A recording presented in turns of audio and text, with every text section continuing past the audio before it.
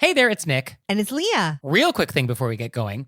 Please subscribe to our show and follow it. In whatever platform you're listening to us on. Yes, whatever app you're using right now, there's probably a plus button or a little bell or it says subscribe. Well, tap that, please. Just a quick little, and it makes such a big difference for us. We would really appreciate it. We really would. So please do that, and thank you. Thank you. And now, let's start the show. Yay!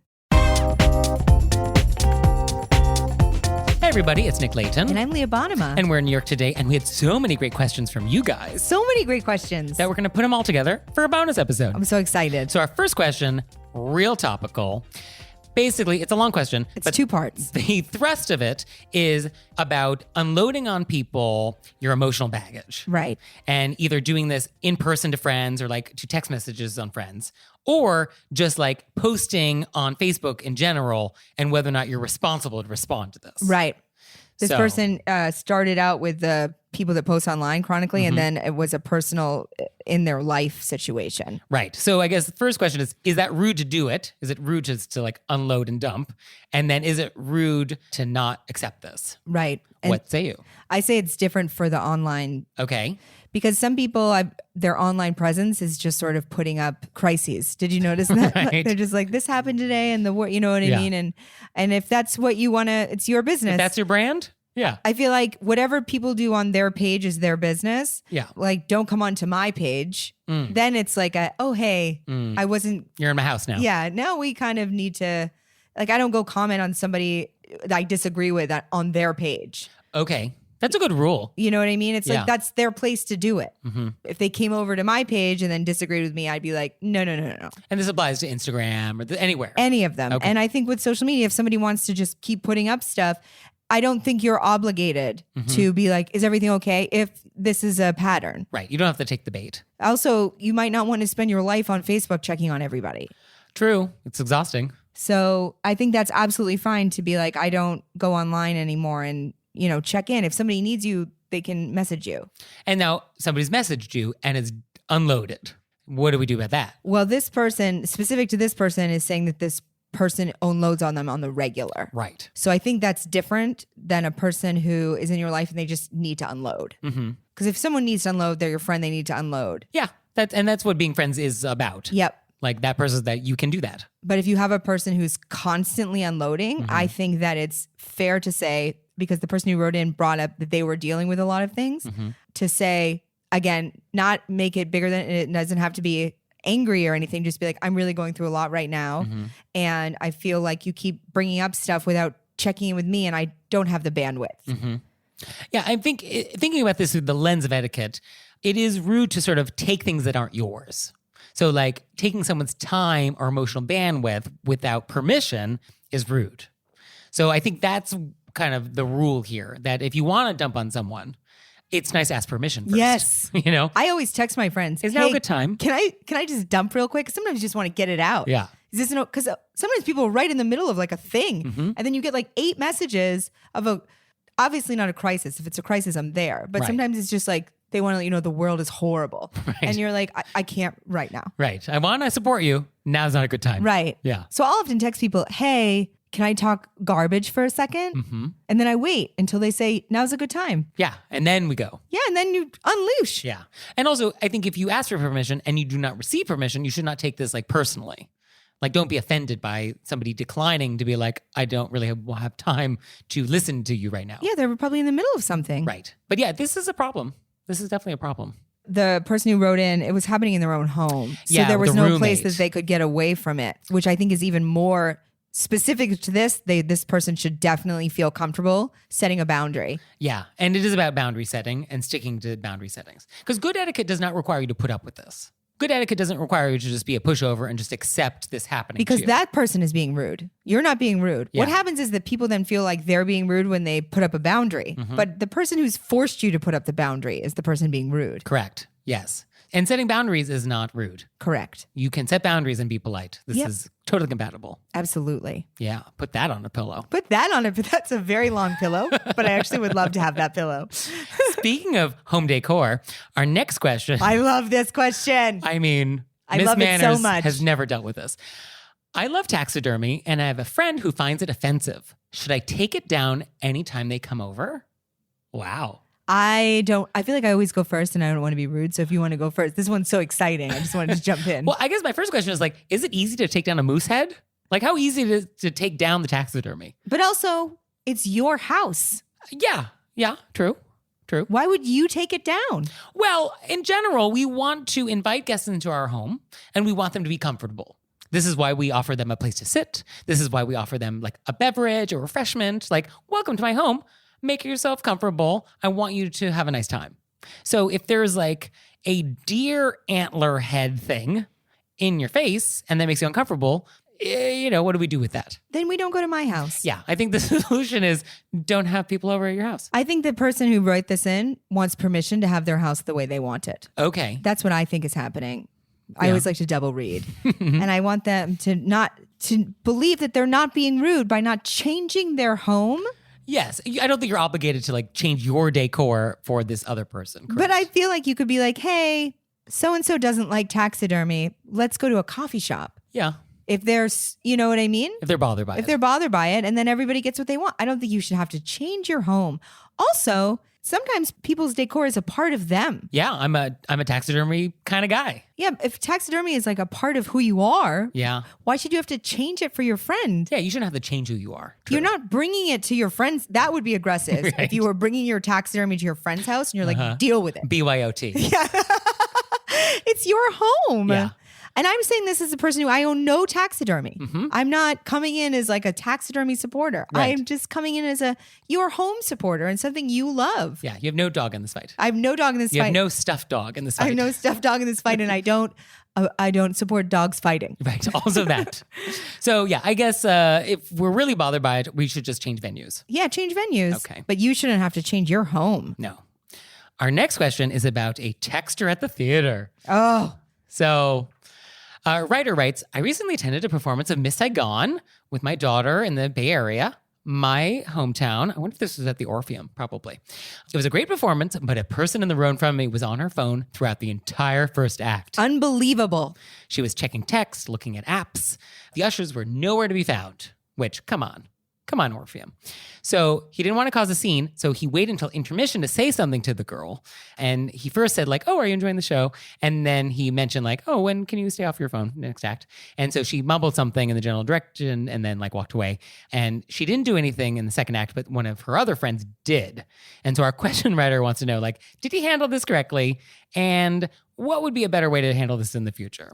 I think I even wrote a note here that this letter writer handled it so politely, waited until intermission, was like, hey, are you liking the, you know what I mean? Whereas you could have thrown something at the back of their head. It's a theater and they have their phone on and are texting. Yeah. And also, if you were close enough to this person to see that they were texting and checking apps, like you were close enough to tap them on the shoulder. So you were definitely more than polite. I say this as a person who would never say anything because lucky thing my significant other just yells at people. So it's a nice balance. It's good to subcontract. Yeah.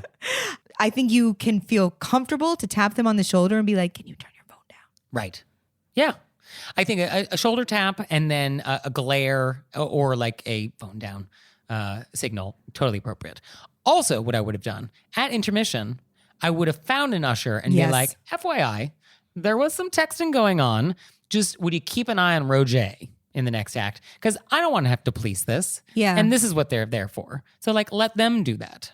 I think that would be my first choice was to involve an usher because that way you don't have bad blood. Right. Yeah. You want to maintain good blood. Good blood with the people in front of you. Yes. So I think what you did, letter writer, totally acceptable. Very polite. Maybe a little too polite. You were an incredibly kind and polite person. Yeah, I think we could dial it up a little bit. Our next question is about trees. And just follow along, guys, out there. You're going to have to read the whole question because it's complicated. Follow along. Stick with me. Quote, my mom has a beautiful ornamental cherry blossom tree. One day, a neighbor, who we'll call Lisa, mentioned that she loved my mom's tree, but of course would never plant one because that would be rude. My mom told her to plant anyway. And she said, I don't have any rights to an ornamental cherry tree. Lisa tells another neighbor, we'll call him Chad, that she's going to go plant this tree and how excited she was. Chad doesn't say anything and just nods along. But then the next day, Chad sneaks off and buys 2 ornamental cherry trees and plants them the same day. Lisa is now mad because she feels like she can't plant these trees anymore. And so the question is lawn etiquette a thing? If a neighbor plants a plant not common to the area, do I need to get permission to plant the same plant? Was Chad wrong? What say you? I say this is deep. This is deep as I the don't ground know. we put the cherry tree in. Is this about trees? Feels like this is I love how we read into all the other questions. I don't know if this is about trees. Is this about trees is the first question. Yeah. It could be a metaphor for something else. Is there a neighbor issue? If this let's Tree move is forward. about husband? Is tree really? If this is just about trees. Okay. Take it at face value. Face value. So I guess for me, the idea that everyone has cherry blossom trees in their lawn sounds totally nice. I'm really into that. I can't tell if her mom genuinely was like, everybody plant trees. Mm-hmm. If she didn't feel like it was that everybody's copying her, then I think Lisa should absolutely feel comfortable. But Lisa doesn't want to copy Chad now. But Chad copied Lisa, who copied her mom. But the neighbors don't know that. They just see that Chad has the trees now. So if Lisa gets trees, then she'll be the second person to get trees after Chad. And so people will think that Lisa's the copycat. Okay, so the main part of that sentence that my therapist would flag is people would think. Oh, yeah. Yeah. What people think or don't think is not in our control. But etiquette is involved with that. I know, but you really can't control. They might have thought that anyway. True. They yeah. might not have noticed that he put up the trees. Yeah. I think you'd notice. Or they would think that, oh, we're all doing this. What a lovely thing. Yeah, now I can put up trees. Yes, let's celebrate Hanami this year. We have no idea where they're coming from with regards to trees. That's true. We don't know their tree origin stories. Yes. So without that information, I think you should just plant whatever tree makes you feel the best. Yeah. And we should also know moving forward that Chad is a little bit in it for himself. We now pocket that information for later. And we don't tell him what trees we're planting Definitely if it's not. important for us to plant first. Also, it feels like we're bothered by Chad's supposed shadiness. Pun intended. Very great. Very great pun. Like the fact that it was explicit in the letter that Chad didn't say anything and nodded along and then bought the trees. Chad had an opportunity to express his interest in trees to Lisa and chose not to do it. Yes. Which suggests that Chad knew he was doing a bad thing somehow Yes. by not disclosing his interest in ornamental cherry trees. Yes. So there's a potential crime in there. Not sure what it is, though. You could always say something to Chad like, "What's up, Chad? You going to do the thing that I said I was going to do today?" Ah-ha-ha. Okay. I'm not sure if that's an etiquette-approved response. I but don't know if that's etiquette approved.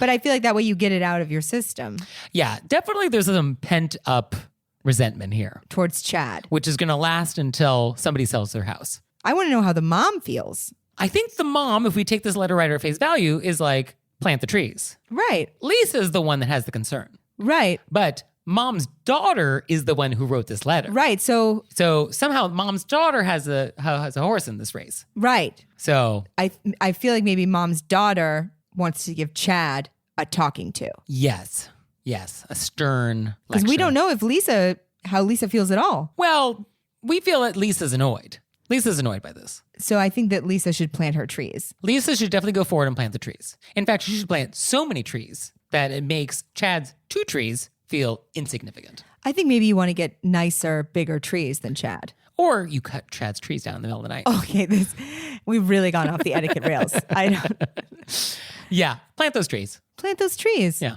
And I love cherry blossom trees. I think that's nice. And then everybody withhold information from Chad. Yes, Chad is no longer invited to anything ever. Actually, you know what you do? You have a traditional Japanese cherry blossom celebration called Hanami, and you don't invite Chad. I mean, that sounds amazing. That'll show him. That'll show him. No Hanami for Chad. No autonomy for Chad. I also like that this person who wrote in is caring about her mom and her mom's neighbor. Mm-hmm. She's invested in everybody's feelings.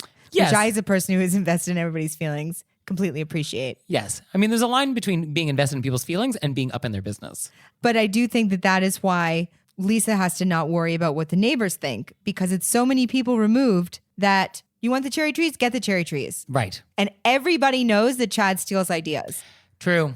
This we is not always the first think, time. yeah, we always think, oh, everybody else thinks that and they'll think it's me. No, if Chad did this to you, Chad's done it to everybody. Chad has somebody else's towels and somebody else's tables, and everybody in the whole neighborhood knows this about Chad. Chad is the worst. Everybody, this is how it works. Okay, there's your answer. And now it's time for Intermezzo. Intermezzo. So this episode is brought to you by HelloFresh. And with HelloFresh, you get farm fresh, pre-proportioned ingredients and seasonal recipes delivered right to your doorstep. And by the way, HelloFresh now owns Every Plate. So we love both. So you can skip the trips to the grocery store and count on HelloFresh to make home cooking easy, fun, and affordable. That's why HelloFresh is America's #1 meal kit. What I love about HelloFresh is that they have multiple meal plan choices. I love meal plan choices. I went with Fit and Wholesome because I'm wholesome. So our boxes are arriving soon, and we're going to report back. We're going to let you know how it went. We're very excited. And for you out there, go to HelloFresh.com/RBWFree and use code RBWFree for free breakfast for life. One breakfast item per box while subscription is active. That's free breakfast for life at HelloFresh.com/RBWFree with code RBWFree. And now it's time for Intermezzo. Intermezzo. Did you know we have merchandise? No. Leah, you didn't? Well, it's true. There's mugs, there's tote bags, there's t-shirts, there's pillows, there's stationery, custom stationery, boxes of stationery, all sorts of great stuff. So go to our website and check it out. And we're always adding to the pillow collection. Yes, anytime something comes up on our show, which is like, put that on a pillow, we do. So check it out. Our next question. I am a very petite person. I often find myself in situations where people comment about my weight and size in a generally positive manner, but then immediately followed up with a self-depreciating remark about themselves. Or they ask how I've gotten so skinny, which is hard to answer because it's just my body type. I really struggle with these interactions because I don't understand what the proper response is. I don't want the other person to feel bad, but I definitely don't want to lie to them.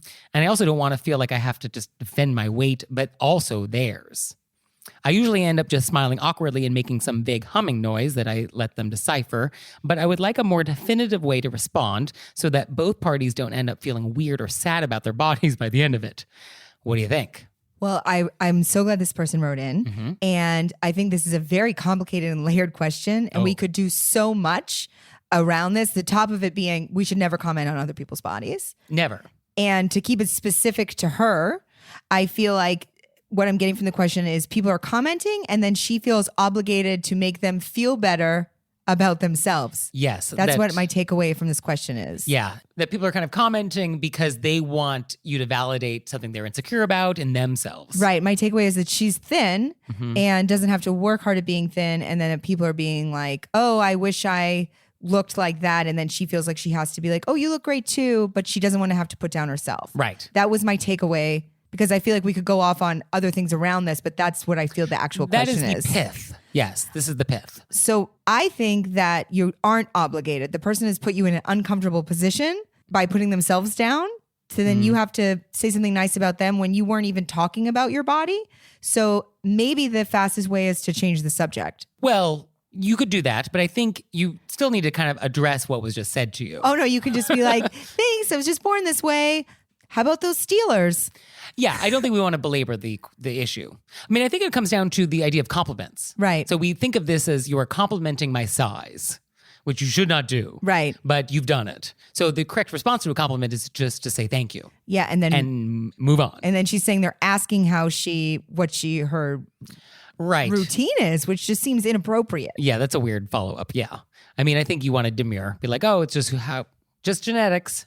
Yeah. Yeah. And then changing the subject is good. Yeah. Yeah, because I feel like this person doesn't, my vibe is that they don't want to be in this conversation. Right. Yeah. I think that they find this uncomfortable. Right. If somebody put on you that they are not happy with their body, it's not your responsibility. No. Miss Manners has an interesting response to this question about size. I think I'm paraphrasing, but her suggestion for what you should say is something along the lines of like, oh, I'm not as small as you think. I love that. That's great. Which is like a curious response. And the idea is you say that and it gives you just enough time to like make a getaway. Right. So that would be the Miss Manners approved response. That's a really fun one. But yeah, I don't think you don't want to explain. You don't want to justify. You don't want to get in a conversation about this. Right. Especially if it's making you uncomfortable. Yeah. I really dislike how people comment on other people's bodies and make it a thing that person then has to make them feel better about themselves. Oftentimes these are fishing for compliments. Yeah. Like, I want you to say something nice about my body. Also, it's like, you don't know, maybe your dream was to be skinny, but like, you don't know if that person's comfortable with themselves. Oh, yeah. No, because people have body issues and height issues and just insecurities in general, that any of these comments Are just wrong. You don't know somebody's history with this thing. Yeah. Especially if it's about a mutable trait. Like, I have been my height for a very long time. So I have many years of hearing comments about my height. A lot in the bank on that. So it's like, if you make a comment, they're like, I got a lot of history to draw on of other people who have said similar things, Right. which is not helpful. So I'm very happy with my height. You know, flying coach is no problem. I can sit cross-legged in a chair, no problem. But it is, you don't know where someone's coming from, and even if you're close friends with somebody, it's just a line you don't cross. Oh, yeah. And everybody's sensitive about themselves. Just don't bring it up. Yeah. The general rules don't do it. One time we were buying a mattress, Sleepy's. My significant Wow. other has a slimmer build than me, Okay. and the person selling us the mattress was like, "Hey, we have a great mattress idea for you since you are so much heavier than him." I assume we did not purchase a mattress that day. We did not purchase a mattress. I mean, for a commission-based salesperson. Can you imagine? Wow. They're being so helpful to let us know that they could accommodate both body types. Thank you so much for letting us know that you can accommodate both body types. Wow. Your sleep number has many zeros. I couldn't even. I was also, when you're so in shock that I just started laughing wildly. Yeah. I mean, what do you say? And did they realize what they said was like not appropriate? Oh yeah, and then they dug in deeper. Oh, always they gonna just double dug down. in. They just dug in real deep. Well, The guy said, "Oh no, I love big women." Can't even. I mean, I can't even. I guess that's flattering. I was like, am I a farm? You know what I mean? You're like, wow. Well, sorry you didn't buy a mattress that day. Wow. Oh, and then my significant other had to step in and be like, bro, I Yeah. mean. No. shut And it then I down. don't want anybody, it was a whole thing. So we just don't comment on people's We bodies. don't comment on bodies. Even if we think we have the perfect bed for them. Yeah. I just wanted to bring up that I feel like people could work in your body into, you don't even see it coming. Yeah, that came out of nowhere. Yeah. You're like, oh, he's here to spend money. Yeah. And now I'm downloading the Weight Watchers app. Yeah. So I think the general rule is please don't comment on people's bodies. Ever. Like, I don't think there's any exceptions to this rule. And if people comment on your body, feel free to make your humming noise, but make it a little more aggressive. Aggressive humming. They started it. Can I hear some aggressive humming? No, that was no. Oh. How about you could just do I think this is fun. This is what I think our letter writers should do. And I'm going to start doing it too. Okay. Now that we've done all the noises. Yeah. Just to be like, can't believe you said that. Yeah. But with just a noise. And the face Lee is making is sort of like a clenched teeth, wide mouth. Yeah. Like maybe bring the shoulders up to be like, ugh, can't believe you It's said sort of that. a recoil and horror look. Yes. Something sort of a little creepy and like if you touch something slimy and weren't expecting it. Yeah. Ooh. Ooh. Yeah, that is the correct etiquette response for all comments on your body. That way you don't get sucked into it. Our next question came to us via text live as it was happening. So this is very exciting. So I'm going to summarize the text here. But basically, I don't know how to politely tell the checkout guy at Whole Foods that I'm kind of in a hurry and I can't talk for 20 minutes. I'm late picking up my other kids because this guy is being so chatty and I cannot speed him along. He didn't even realize that I brought my own bags. Avi, she wrote Avi. And then he wanted to repack them from the paper bags into the bag that I brought. And this is really annoying. And now he's telling me Hurricane Harvey stories. So I'm really in a pickle. Oh, I guess this is in Texas.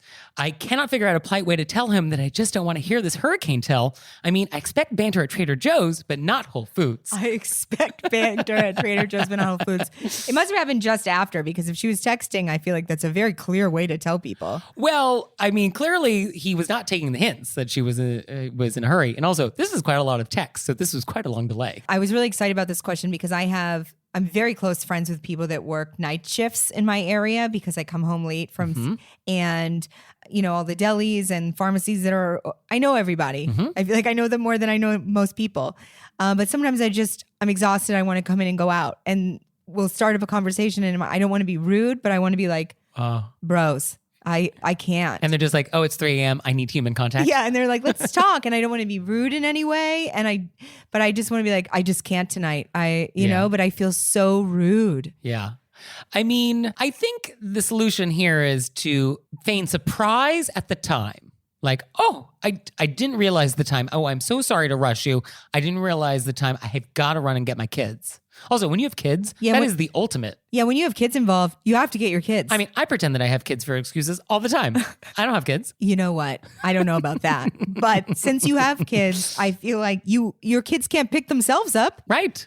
So I would say your out here would be to look at your watch and be like, I did not realize the time, and apologize for rushing him. Yeah. So sorry to rush you, but I have to get my kids. That's perfect. Done. So what do I do? When I come home late at night, I'm so tired. Have to get to my kids. I'm so tired. How about I see you guys tomorrow? I mean, I think you can just say, I've got to run. I didn't realize the time. I don't think we have to explain it. I didn't realize the time. Of course I realized the time. I'm out at 3:34 in the morning buying pharmacy candy. Because it's shaped like Christmas bells. Our next question is perhaps one of the most intractable etiquette problems in the office. Our letter writer asks, is there a polite way to ask someone not to eat so loudly? In my office, there's a woman who seems to eat all day long, constantly snacking. We're talking apples, chips, soups, crackers, popcorn, no foods that would be quiet.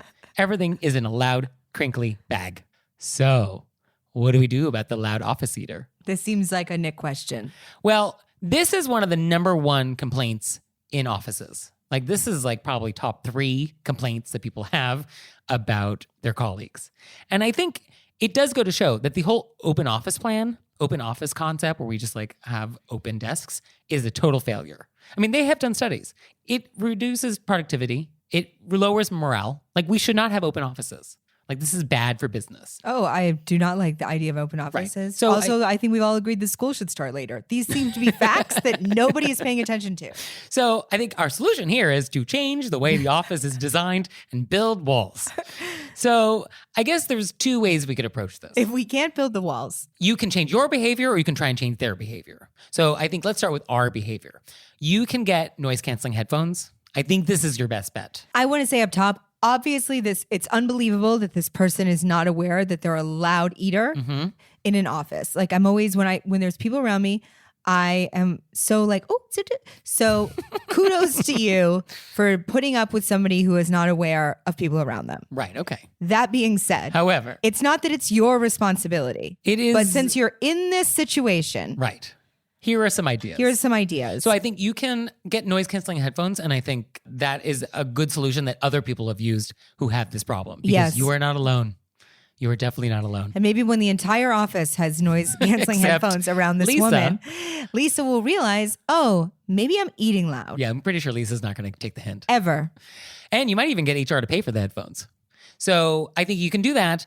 If this was not a snacking problem all day long, and this was just limited to like she's eating lunch at her desk and it is so loud, you could take your lunch at the same time. You could go for a walk for 20 minutes. Like, you could just exit the scene. Yeah, lunch is no big deal. Some people are loud eaters. But it's the all day mastication, I think, is the problem. I also don't know if that's what a manager or HR is there for. That is definitely what HR is for. To be like, hey, because it's clearly affecting this person's ability to focus. Hey, could we put a tent up around Lisa's office? She eats all day. I think you could go to HR. Yeah. I mean, I think HR probably has some procedures that handles this sort of thing. Yeah, like, this I'm is saying not a that new because complaint. I have no idea. You can also try and decide, does Lisa take criticism well? Can we say anything to Lisa? And I'm going to tell you now, she doesn't. Right. Okay. Because otherwise she would be a person who is aware of her eating. Maybe. So the question is, How do we get her fired? how do you feel about burning your bridge with Lisa? Right. Because you can just go up to her. You're within your bounds to say, hey, of course, during lunch, but during the rest of the day. And you could make it not about her loud eating, but more about the products of which she chooses, the bag crinkling and the, and we're open office and, I'm trying to focus on I'm doing work over here. And then assume that Lisa's going to hate you for the rest of your life. Yeah. Okay. But that may be worth it. Yeah. Except is Lisa going to actually make a difference? Like, is Lisa going to make changes? Hard to say. Well, if you've asked and Lisa doesn't do it, then the gauntlet is thrown down. You know what I mean? Right. Then you've brought to attention that not during appropriate food eating hours, you're making noise. You tried to bring it up respectfully just to her face. And then after that, I say this as a person who would never do this. I would buy a rainforest CD and stick it Get one of those my therapist desk. office white noise machines. Yeah, but I think that you're within your rights. Yeah.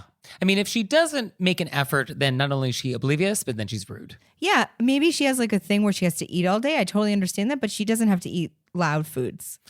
Yeah. This is one of the hardest office etiquette problems that exists.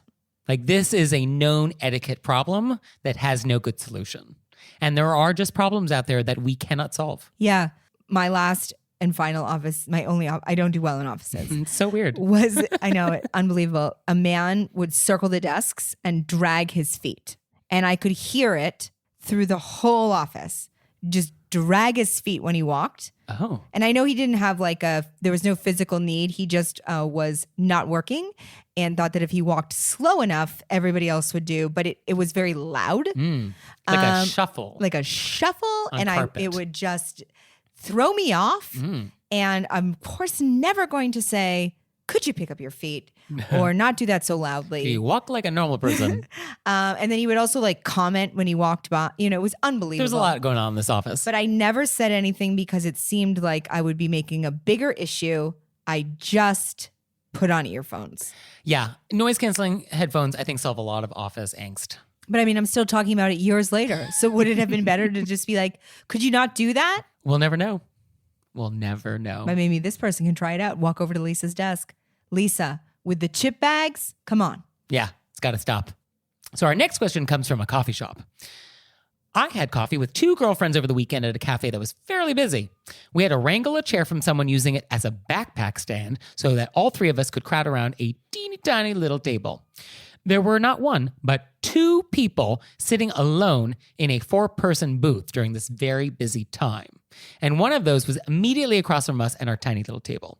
The person across from us was not only sitting in the large booth alone, but also had his legs and feet up on the seat of the booth. We all found this to be very rude because it was busy and he was putting his feet up. Would love your thoughts on, is this actually rude? And do you say anything to these people? So we know you won't say anything to these people because you just won't say anything to people. But obviously it's rude.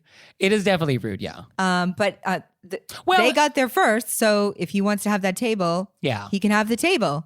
Yeah. To be so aggressive as to throw your feet up in a place where people are busy, it seems cavalier. It's cavalier.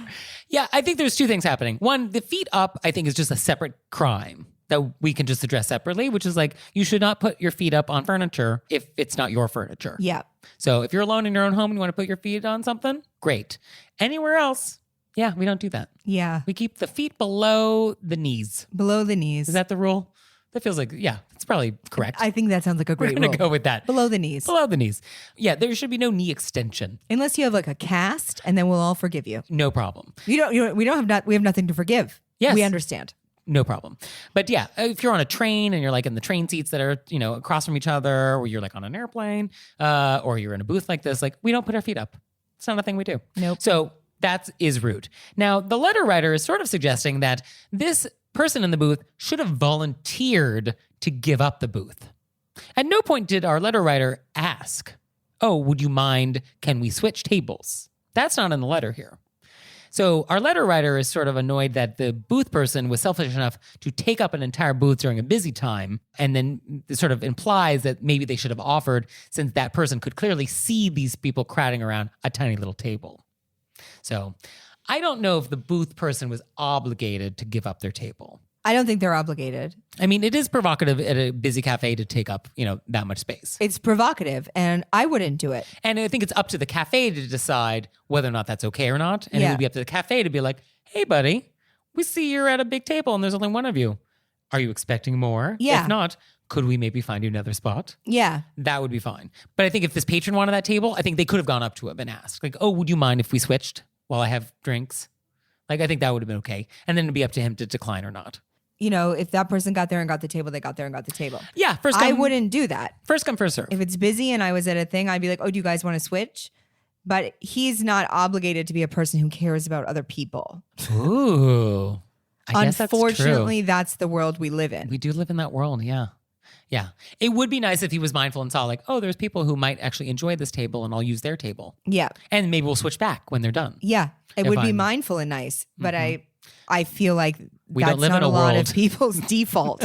It would be nice Yeah. if they offered. Correct. And as a person who wouldn't sit alone at a 4-person table in a busy, I assume that from his point of view, he feels like he was there first. Which he was.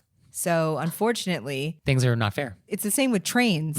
You know what I mean? People who are, sometimes it's just unbelievable to see somebody who's taking up so much space when other people are shoved in a small space. And you're like, why would that person do that? Yeah. And so they're just selfish. But I don't think that as far as society goes, they have to give it up. Yes. Yes. Society does not require them to give up their seats in this instance. However. You would hope that a person would be aware that they don't need that much space. Yeah. Well, we would hope that. But We can dream. We Yeah. can dream. And we can dream that you'll send in more questions. oh, we love these questions so much. Please send them in. You can leave us a voicemail, which would be our preference. You can leave that at 267-CALL-RBW. Or you can text us, and if I'm at my phone, I'm happy to respond in real time. If you're at Whole Foods and there's something going on, let me know. And also, if you do have a thing where you say you often hum something, if you could give us a soundbite on that. Yeah. Yeah, we can't really sort of... I can't decipher what the hum is. Yeah, we need to hear the hum. So please do that. Please. And thank you, Leah. Thank you, Nick. And thanks to you out there, and we'll see you next time. Bye.